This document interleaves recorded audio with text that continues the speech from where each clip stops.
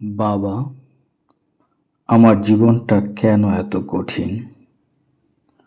সবসময় যেন শুধু সমস্যা আর সমস্যা। আমি আর পারছি না। আজকে আপনাদেরকে এমন একটি গল্প শোনাবো, যে গল্পটি প্রতিকূলতায় রূপান্তরের শক্তিতে পরিণত হয়েছিল। চলুন গল্পে যাই। এক তরুণী মেয়ে জীবনের নানা সমস্যা নিয়ে খুবই হতাশ ছিল। যেরকম আমাদের সমাজে প্রায় প্রতিনিয়তই দেখা যায়, মানুষজন তার বিভিন্ন সমস্যায় সে হতাশ থাকে। সে তার পিতার কাছে এসে অভিযোগ করে বলল, বাবা, আমার জীবনটা কেন এত কঠিন? সব সময় যেন শুধু সমস্যা আর সমস্যা।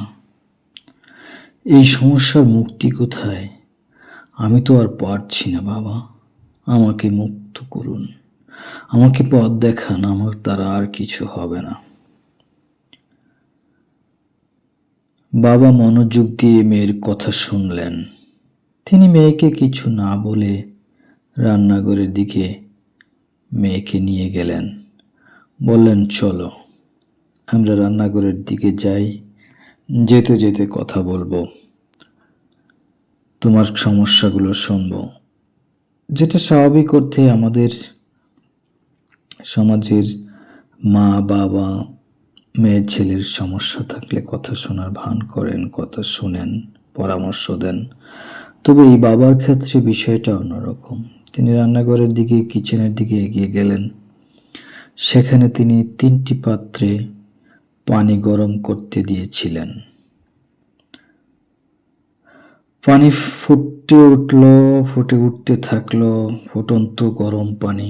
প্রথমে তিনি প্রথম পাত্রে একটি গাজর রাখলেন, দ্বিতীয় পাত্রে একটি ডিম, আর তৃতীয় পাত্রে কিছু কফির দানা রাখলেন।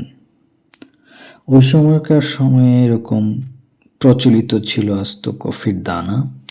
সো তিনি এই 3 ধরনের উপাদানই 3টা গরম পানির পাত্রে রেখেছিলেন।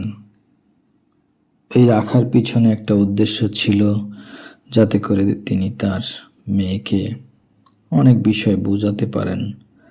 কারণ গল্প বললে অনেকেই শুনে না। যেমন আমি এই গল্প বলছি, হয়তো বা আপনারা এই গল্পের দিকে খুব বেশি ভ্রুক্ষেপ করবেন না, তারপরও বলে যাই। বাবা কিছুক্ষণ অপেক্ষা করলেন এবং পানি ফোটাতেই থাকলেন। তারপর তিনি গ্যাস বন্ধ করে দিলেন। ওই সময়টা যদিও গ্যাসের চুলা ছিল না, তারপর রূপকর্থে এই গল্পে এই গ্যাসের কথাটা ব্যবহার করা হয়েছে। ওই সময় হয়তোবা কাঠের চুলো ছিল। বাবা কাঠের চুলোটি বন্ধ করে দিলেন। প্রথম পাত্র থেকে গাজরটি বের করে আনলেন। এক সময় শক্ত অনমনীয় যে গাজর ছিল তা এখন নরম হয়ে গেছে। এটাই স্বাভাবিক। ফুটন্ত গরম পানিতে গাজর দিলে তার আগের মতো শক্ত থাকে না, নরম হয়ে যায়। সেটা দিয়ে অনেক সময় ভর্তা করেও খাওয়া যেতে পারে, তরকারিতেও দেওয়া যেতে পারে। গাজর তার দৃঢ়তা হারিয়ে ফেলেছে। দ্বিতীয় পাত্র থেকে ডিম বের করে আনলেন বাবা। এক সময় যে ডিমটি তরল ও ভঙ্গুর অবস্থায় ছিল, কোনো কিছুতে ঠুনকো আঘাত লাগলেই যে ডিমটি ভেঙে যাওয়ার উপক্রম ছিল, সেই ডিমটি ফুটন্ত পানির তাপে শক্ত হয়ে গেছে। ভেতরে নরম অংশটি এখন কঠিন হয়ে গেছে, যেটাকে আমরা কুসুম নামে চিনি, ডিমের কুসুম। দুটো পদার্থ, দুটি জিনিস এখন পর্যন্ত একটা শক্ত ছিল যেটা নরম হয়ে গেছে, একটা নরম ছিল যেটা শক্ত হয়ে গেছে। এখন পর্যন্ত গল্পের এতটুকুই। এবার বাবা তৃতীয় পাত্রে রাখা কফির দানাগুলো থেকে ডিম বের করেন, কফির দানাগুলো থেকে কফি বানালেন, পাত্র থেকে 1 গ্লাস কফি ঢাললেন এবং তার সুবাসে পুরো ঘর ভরে গেল। কফির দানাগুলো শুধু নিজের আকার বা গঠনই পরিবর্তন করেনি, বরং দানাগুলো পুরো পানিকেই রূপান্তরিত করে দিয়েছে। এই পানিকে এক সুস্বাদু ও সুগন্ধি পানীয় কফিতে পরিণত করেছে। কফি দানাগুলো অত্যন্ত ছোট ছিল আকারে এবং সেটা যে কোনো জায়গায় ফেলে দেওয়া যেত, কিন্তু এই দানাগুলো ফুটন্ত পানিতে ফোটানোর ফলে সুগন্ধি ছড়িয়েছে এবং এটা পানিটাকে সুস্বাদু করে ফেলেছে। বাবা তখন মেয়েকে বললেন, এতক্ষণ তোমাকে কিচেনে নিয়ে আসার উদ্দেশ্য ছিল তোমাকে একটা গল্প বলবো, তোমাকে কিছু জিনিস বাস্তবে দেখাবো, কারণ তোমার গল্পটা হতাশার। তুমি বলছো জীবন অনেক কঠিন, তাই তোমাকে এই 3টা উদাহরণ দিয়ে আজকে বোঝানোর চেষ্টা করব। বাবা বললেন, দেখো, জীবন যখন তোমাকে কঠিন পরিস্থিতির মুখোমুখি করে, তখন তুমি এই 3টি জিনিসের মধ্যে কোনটি হবে? তুমি কি এই গাজরের মতো কঠিন থেকে নরম হয়ে যাবে, নাকি ডিমের মতো বঙ্গুর থেকে শক্ত হয়ে যাবে, নাকি কফির দানার মতো সুগন্ধি ছড়াবে?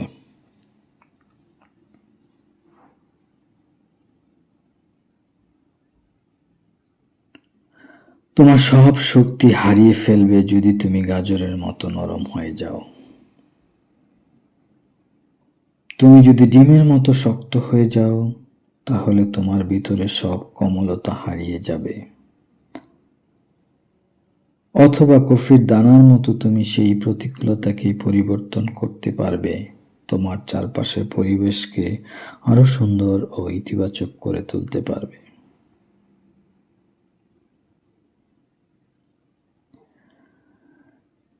বাবার এই গল্প শুনে মেয়ে অনেকটা কেঁদে ফেলল এবং বাস্তবে দেখল অনেক প্রতিকূল পরিবেশ থেকেও কিভাবে অনেক ভালো কিছু করা যায়।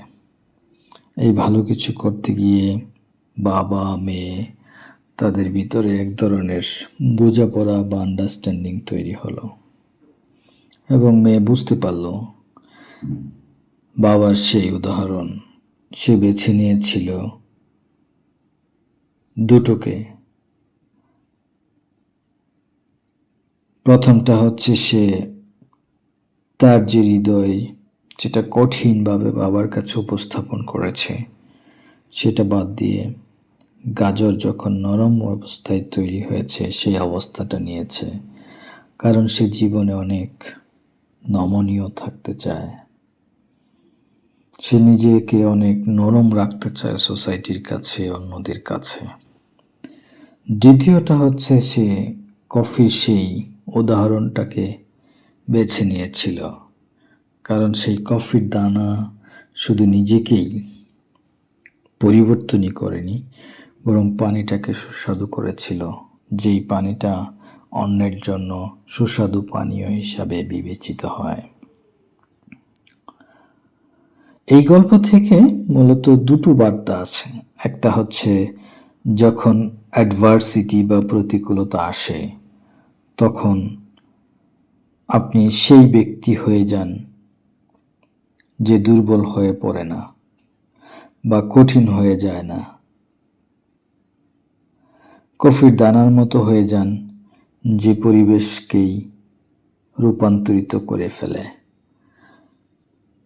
সো আমাদের জীবনে অ্যাডভার্সিটি থাকবে, আমাদের জীবনে প্রতিকূলতা থাকবে। প্রতিকূলতা মানে এই না যে আমাকে একেবারে দুর্বল হয়ে পড়তে হবে। প্রতিকূলতা মানে এই না যে আমাকে খুব কঠিন হয়ে যেতে হবে। এই গল্পের আমাদের জীবনের প্রতিটি কঠিন মুহূর্তের জন্য এক শক্তিশালী বার্তা বহন করে, কারণ আমরা প্রতিনিয়তই কঠিন থেকে কঠিনতম মুহূর্তের জন্য অপেক্ষা করি। আমাদের চারিপাশে খুব সাজানো গোছানো সংসারে কেউ হয়তোবা অতি ক্ষুদ্র সন্তান রেখে মারা যায়, আবার কেউ হয়তোবা তার পরিবারের খুব কাছের মানুষজনকে হারায়, যাদের উপর ভরসা করে থাকে। সেই ভরসার জায়গাগুলোকে হারিয়ে ফেলে তখন মানুষ এই কঠিন মুহূর্তগুলোর সম্মুখীন হয়ে যায়। আমাদের জীবনে যখন সংকট আসে তখন আমরা প্রায়শই দুটি সাধারণ প্রতিক্রিয়া দেখাই। হয় আমরা গাজরের মতো দুর্বল হয়ে পড়ি এবং পরিস্থিতিকে আমাদের উপর প্রভাব বিস্তার করতে দেই, অথবা আমরা ডিমের মতো কঠোর হয়ে যাই, নিজেদের চারপাশে একটি প্রাচীর তৈরি করে ফেলি এবং আবেগহীন মানুষে পরিণত হই। আমাদের কঠিন মুহূর্তগুলোর এই পরিস্থিতি থেকে সাধারণ যে দুটি প্রতিক্রিয়া আমরা দেখাই, তার দুটি প্রতিক্রিয়াই কিন্তু আমাদের জন্য ভালো না, আমাদের জন্য খুব ভালো কিছু বয়ে আনে না। আমাদের জন্য ভালো কিছু বয়ে আনার জন্য আমাদের নিজেদের এমন কিছু করা উচিত যে পরিস্থিতিতে আমরা আমাদের পরিবেশটাকে পরিবর্তন করে দিতে পারি। এই গল্প আমাদের তৃতীয় এবং আরও শক্তিশালী পথের কথা বলে, যেই পথ কফির দানার পথ, যেই পথ কফির দানা তৈরি করেছিল সুগন্ধি সৃষ্টি করে। কফির দানা যেমন ফুটন্ত পানির প্রতিকূল তাপকে নিজের রূপান্তরের মাধ্যম হিসাবে ব্যবহার করে পানিকেই সুগন্ধি ও সুস্বাদু করে তোলে, তেমনি আমাদের উচিত জীবনের চ্যালেঞ্জগুলোকে নিজেদের শক্তি হিসাবে গ্রহণ করা। বলাটা যত সহজ, বাস্তবে করাটা তাও কঠিন, কিন্তু আমরা যদি সেটাকে করতে পারি তাহলে হয়তোবা আমাদের জীবনের অনেক পরিবর্তন হবে, আমরা অনেক কিছুকেই খুব সহজে মেনে নিতে পারবো। বাবার এই শেখানো গল্পে মেয়ে আরও শিখে আমরা কেবল পরিস্থিতির শিকার নই, আমরা পরিবর্তনের একজন এজেন্ট হতে পারি। অনেক সময় পরিস্থিতি পরিবেশ অনুকূলে থাকে না এবং সেক্ষেত্রে মনে হয় আমরা কেবলই পরিস্থিতির শিকার, কিন্তু আসলে না, আমরা সেই পরিস্থিতিটাকে পরিবর্তন করার জন্য প্রস্তুতি নিতে পারি। আমাদের যদি সঠিক সুন্দর প্রস্তুতি থাকে তাহলে যে কোনো সেটব্যাক, যে কোনো কিছুই আমরা মোকাবেলা করতে সক্ষম হব। যখন আমরা প্রতিকূলতার মধ্যেও নিজেদের ইতিবাচকতা, সহমর্মিতা এবং সংকল্প ধরে রাখি, তখন আমরা কেবল নিজেদেরকেই শক্তিশালী করি না, বরং আমাদের চারপাশের পরিবেশটাকেও আরও সুন্দর, সুগঠিত করার চেষ্টা করি। সুতরাং আমরা আমাদের ইতিবাচক মনোভাব দিয়ে প্রাথমিকভাবে মনে হতে পারে আমরা আমাদের নিজেদেরকে পরিবর্তন করছি, আসলে না, আমরা পরিবর্তন করছি এই সমাজটাকে, আমাদের চারপাশের অনুভূতিগুলোকে, আমরা পরিবর্তন করছি আমাদের দিকে তাকিয়ে থাকা মানুষগুলোর, আমাদের সবার সুন্দর সমৃদ্ধ আগামীগুলোর। আমাদেরকে এই গল্প মনে করিয়ে দেয় আমাদের ভিতরের শক্তি দিয়ে আমরা যে কোনো প্রতিকূলতাকে সুযোগে পরিণত করতে পারি এবং নিজেদের জীবনকে অর্থবহ করে তুলতে পারি।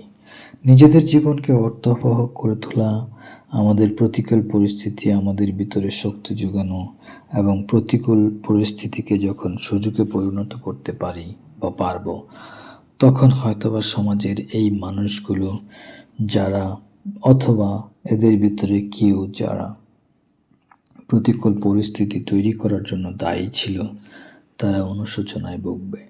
সেই অনুশোচনায় হয়তোবা চোখে দেখা যাবে না, বাস্তবিক অর্থে অনুশোচনাগুলো এদেরকে কুরে কুরে খাবে।